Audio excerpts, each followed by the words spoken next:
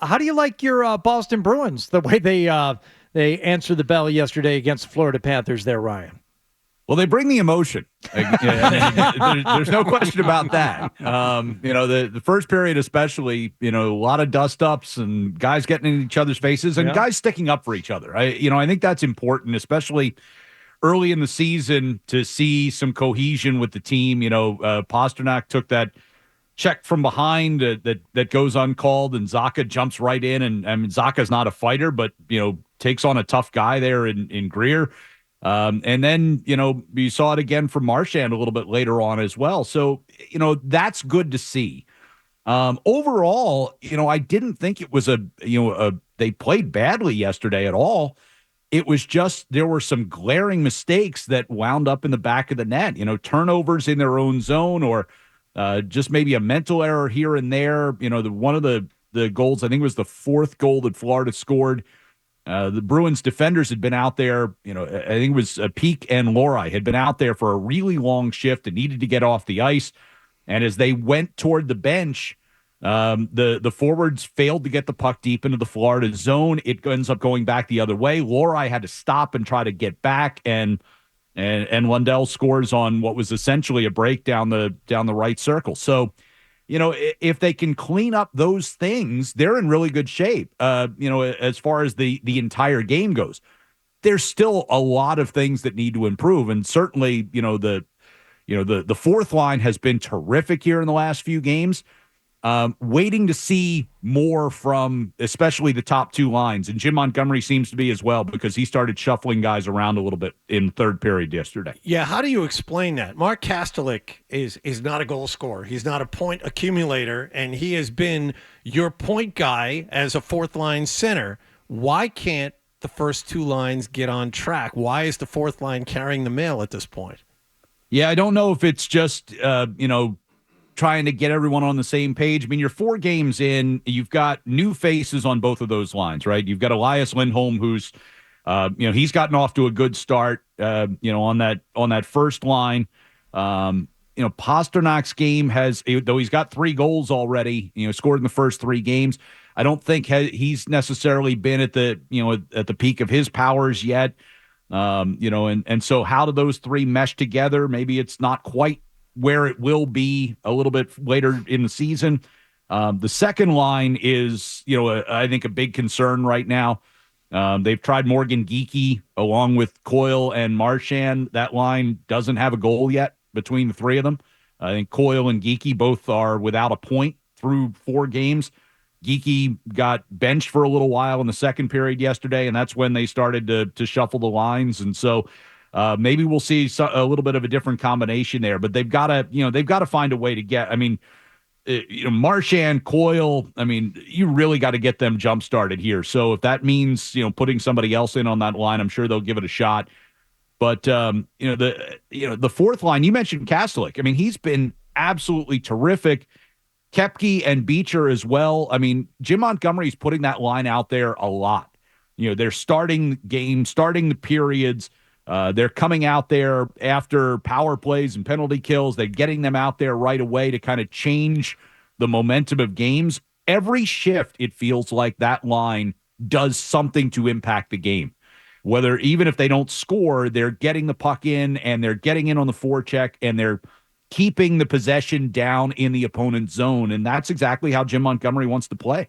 Yeah. Let's talk about the goaltending here for a moment. Swayman specifically, he was obviously missed in the first game. You saw Korpisalo struggling a little bit, although the defense didn't do much to help him. How has Swayman looked after, in your eyes, Ryan, after not having played much this summer except against college players, really? I was really impressed by the way he played on Saturday. He was terrific. By far the number 1 star in that game. The Bruins end up winning in overtime 2-1. He made some huge saves. I think it was 33 out of 34 for the day. It was a lot better than you'd expect from a guy who had been out for a few weeks. I know he was over working out at BU to stay in shape and all that, but you're not facing NHL shots, right, and you're not, involved in games and things like that. So, his first game out was, he was decent. Second game, he was terrific. Yesterday, I thought he was good. There was one shot that beat him, but it was a clean shot that nobody's in front of him. But it was just a good shot that beats him cleanly. But overall, I think he's been good to this point. So much of what we talked about, especially in the first couple of games, and we saw it a little bit yesterday, is the guys in front of him aren't helping him. And whether it's a turnover in the defensive zone or turnover right behind the net, as one of the Florida goals ended up being yesterday. I think it was the first goal of the game. He needs a little bit more help in cleaning up the front of the net. And, he's going to be – I'm interested to see how many games he ends up playing. I asked Jim Montgomery yesterday before the game about how they'll settle into their rotation here. And he said, it's been difficult to put a plan together because they didn't know when Swayman was going to be available.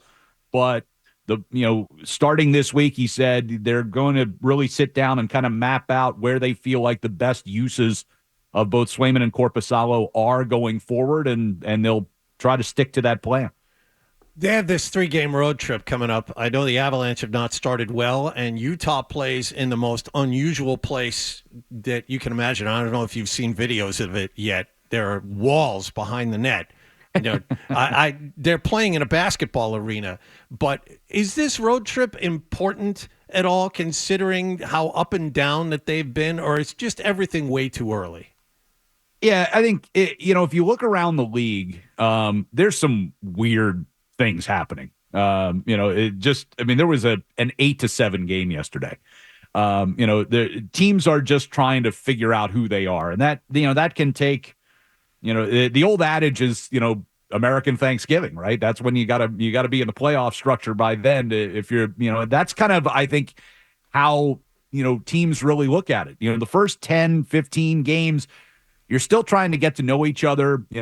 Most teams don't play their full lineups during a preseason game, so you really haven't had a chance to see these guys together, and training camp's a little disjointed because of the preseason games as well. You don't get as many practices as maybe you would like, and so I think that's a big part of it. I'm looking forward to the trip here. Colorado's gotten off to an 0-3 start. They're giving up a lot of goals right now, so hopefully that will continue tomorrow night. Utah, you mentioned. I'm going to take umbrage with the strangest place you can imagine, because remember, this is a team that played in a college rink in Arizona. That's right. 5,000 seat place at Arizona State. But that arena, and I've only seen it on TV, obviously, that arena at least had sight lines. If you take a look at where Utah is playing right now, there are like 4 or 5 rows behind each goal, and then there's a gigantic wall that goes straight up, and people sit on top of this wall. But if you're 4 or 5 rows back, you can only see 3/4 of the surface. Well, there is when the Islanders played in Brooklyn and they had the cars up against the glass in the corners. I mean, that was kind of the same thing, a basketball arena being used for hockey. But from what I've seen at the Delta Center in Utah, a sizable portion of the upper deck at the ends, you can't see the goal. Yes. I saw the attendance figures the other day. I think there's 11,000 seats where you have full view of the ice, and the rest of the building is you see one of the 2 nets. So listen in on Saturday night for this. This should be thankfully, I think where our broadcast location, you are going to be able to see both nets, I believe. Oh, so that's good for you. Well, no. Hopefully they put you up where they put us up at the top of the lower bowl. That'll be easy for you. Here's something you probably don't remember. When the Arizona Coyotes, when the Phoenix Coyotes, when they first moved from Winnipeg, they played at the America West Arena in downtown Phoenix. And it was the same type of thing where I think it was in there, it was only at one end. But if you sat in the upper deck at one end, you could not see the net in front of you. You could only see the one down the other end of the ice. And it was just the way it was until they got their arena situation. Well, they never really got the arena situation figured out, but they eventually moved on. But there will be here in the next few years, massive renovations to the Delta Center, and they're going to make it into an NHL caliber arena. But listen, Utah won their first 3 games. They had a really good first night there. They sold $120,000 worth of beer, which is the most that's ever been sold for a sporting event in that building. And so we're going to be their second home game on Saturday night. They've been on the road ever since. So looking forward to checking that out and seeing it for myself. Is it a designated drinking club? Don't you have to have one of those permits in order to sell that much alcohol around there? Apparently, they've loosened the restrictions in Utah in the past few years. It's not like it used to be. Yeah, coming into the 20th century with their drinking.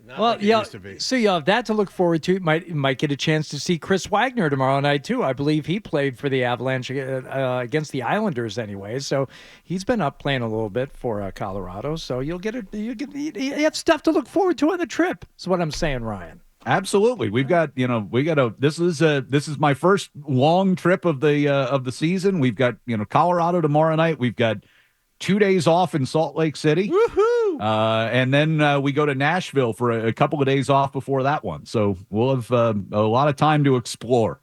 Bust out the old COVID mask while you're in Salt Lake. I understand it's a real dust bowl these days.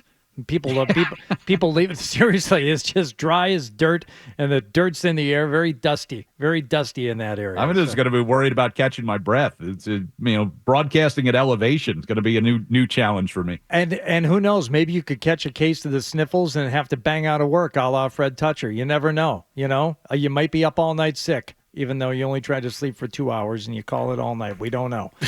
Just thoughts and prayers. Ryan, thanks. Hey, Hardy, Rhea waits for no one. That's You're convinced it's Rhea. Well, that's what Fred would be saying if either one of you were out. It's got to be the Rhea. That's true. And I already had my battle with it last week. I heard. Yeah. Fred was nice enough to share that with everyone. Yeah, I know. And we can all rest easy that if it is Rhea, Fred will tell us all about it. I know. Tomorrow when he's back, or the next day. Well, you're assuming he's going to be here. He may not be here tomorrow.